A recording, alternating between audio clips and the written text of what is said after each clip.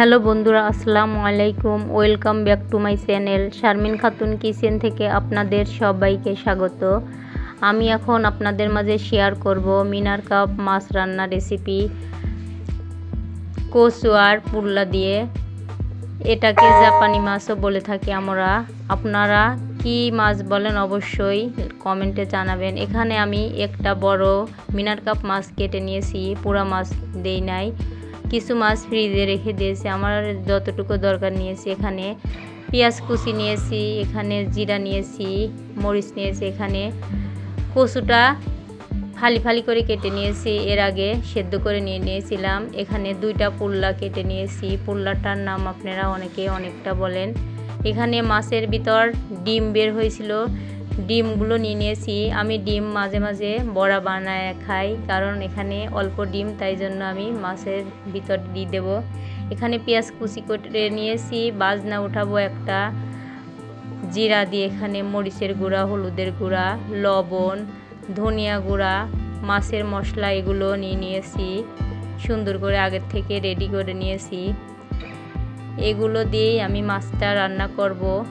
তবে প্রথম থেকেই বলতেছি, আমার রেসিপিটা ভালো লাগলে অবশ্যই লাইক কমেন্ট শেয়ার করবেন। এখানে মাছগুলো মশলা দিয়ে মাখিয়ে রেখে দিয়েছি। এখানে একটা কড়াই বসিয়ে দিলাম, ওখানে মাছগুলো মেখে ঢেকে রেখে দিয়েছি। কড়াই বসিয়ে দিলাম, কড়াইয়ে মাছগুলো কয়েকটা দিয়ে দিলাম। দেখুন, এভাবে করে লাল লাল করে বাদামি কালার করে ভাজি নিতে হবে। আমরা কম বেশি সবাই কিন্তু মাছগুলো ভেজে রান্না করি, এখন অনেকেই মাছগুলো ভেজে রান্না করে। এভাবে করে পুরা মাছই একটা একটা করে ভাজি নেব, কারণ সম্পূর্ণ মাছ ভাজা দেখাতে গেলে ভিডিওটা অনেক বড় হয়ে যাবে। এভাবে করে দেখুন, আমি সম্পূর্ণ মাছ ভেজে নিয়েছি, আমার ভাজা হয়েছে। মাশাআল্লাহ সুন্দর কালার হয়েছে কিন্তু ভাজার। এখন আমি একটা ভাজনা উঠাই নেব, আপনাদের দেখাইছিলাম পিস কেটে রেখেছি। পিসটা দিয়ে সুন্দর করে বাদামি কালার করে জিরা দিয়ে ভাজনা উঠে রেখেছি। এর ভিতর আস্ত কাঁচা জিরা দিয়ে বাটবো। এখানে মাছ ভাজা হয়ে গেছে, ভাজনা ওঠানো হয়ে গেছে। এখন মাছটা রান্না করে দেখাবো। একটা কড়াই বসিয়ে দিয়েছি চুলায়, তেল দিয়ে দিলাম, মশলাগুলো দিয়ে দিলাম, পেঁয়াজ মরিচটা দিয়ে দিলাম। কিছুক্ষণ কষাবো। উপরে তেল উঠে আসলে কচুগুলো দিয়ে দেব, কারণ কচুগুলো সেদ্ধ হতে হবে, এই জন্য কচুগুলো দিয়ে দিলাম। দেখুন, এর ভিতর পানি দেব। কিছুক্ষণ ঢাকনা দিয়ে ঢেকে রেখে দেব, কারণ সেদ্ধ করে নিলে কচুটা আর আমার সেদ্ধ করা লাগতো না। আমি সেদ্ধ করে নিই, আমার আজকে মন চাইলো এইভাবে রান্না করব। এখন এর ভিতর পানি দিয়ে ঢাকনা দিয়ে রেখে দেব। দেখুন, পানি দিয়ে দিলাম। এভাবে করে কিছুক্ষণ সিদ্ধ করার পরেই এর ভিতর পুল্লাটা দিয়ে দেবো। আগের থেকে আমি পুল্লাটা দেব না। তবে আমার রেসিপিটা যদি আপনাদের কাছে এতটুকু ভালো লাগে, অবশ্যই লাইক কমেন্ট শেয়ার সাবস্ক্রাইব করে পাশে থাকবেন।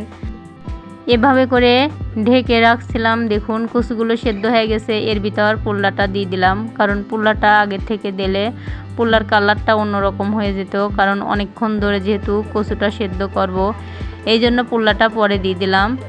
দেখুন, পুল্লাটা দিয়ে আবার কিছুক্ষণ সুন্দর করে কষাবো, ঢাকনা দিয়ে ঢেকে ঢেকে কষাবো। কষানোর পরেই কিন্তু মাছ রান্নাটা হওয়ার দিকে যাবে, তখন জল দিয়ে দেব। দেখুন, পুল্লা দিয়ে কষানো হয়ে গেছে। কারণ আমার ভিডিওতে আপনারা অবশ্যই কমেন্ট রেখে আসবেন, আপনাদের কমেন্ট ধরে আমি আপনাদের ভিডিওগুলো দেখে দেব। এখন যে চুপড়া বলে চুপড়াটা ছিল, চুপড়াটা আগের থেকেই দিতে হয়, আগের থেকে দিয়ে দিলাম। আপনারা কম বেশি কিন্তু সবাই জানেন।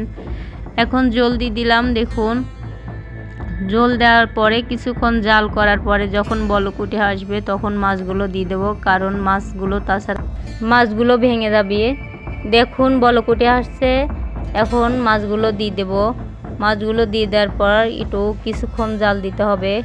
কী রকম করতে হবে অবশ্যই সবাই জানেন, এটা আর বলার কি আছে, কারণ মাছগুলো দিয়ে 20 মিনিটের মতো সুন্দর করে জাল করব। এখন দেখুন, ডিমটা দিয়ে দিলাম, মাছের যে ডিমটা দিয়ে দিলাম। মাছের ডিম দেওয়ার পরেও এবার নাড়াচাড়া করব। তবে একটা ভিডিও বানাতে অনেক কষ্ট হয়, কিন্তু ভাই বোনেরা অবশ্যই ভিডিওটা ফুল ওয়াশ করে দিবেন। অনেক কষ্ট করতে হয়, ভয়েস ওভার দিতে হয়, তাও ভয়েসটা ভালো হয় না আমার। যদি ভয়েসটা আপনাদের কাছে খারাপ লাগে অবশ্যই ক্ষমার দৃষ্টিতে দেখবেন। ভয়েসটা দিতে আমার খুবই কষ্ট হয়, ভিডিও বানাতে, এডিটিং করতে যতটা ভালো লাগে ভয়েস দিতে আমার ভালো লাগে না।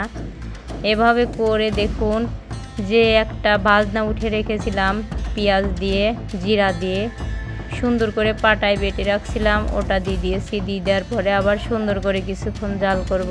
দেখুন জাল করা হয়ে গেছে, মাছটা রান্না আমার হয়ে গেছে, আমি নামিয়ে নিয়েছি। কালারটা মাশাআল্লাহ সুন্দর হয়েছিল, কিন্তু মাছগুলো ভাঙে নাই। অবশ্যই এভাবে করে কচু দিয়ে, পুল্লা দিয়ে আপনারা একবার হলেও মাছটা রান্না করে খাবেন বাসায়।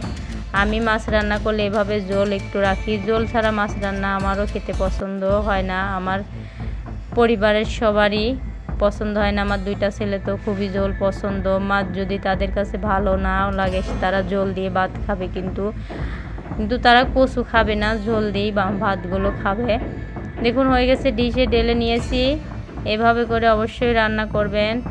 আজকের মতো ভিডিওটা এই পর্যন্তই, অন্য একটা ভিডিও নিয়ে হাজির হব আপনাদের সামনে। এখন আমি একটা থাম্বনেল বানানোর জন্য একটা পিক উঠায় নেব, এই জন্যে সুন্দর করে উঠিয়ে নেব একটা প্লেটে আলাদা করে। দেখুন প্লেটে আমি আলাদা করে উঠে নিয়েছি। দেখুন এটার কালার কিন্তু অন্যরকম ছিল। এই ভিডিওটি যদি ভালো লাগে ফুল ওয়াচ করবেন। আল্লাহ হাফেজ, আসসালামু আলাইকুম।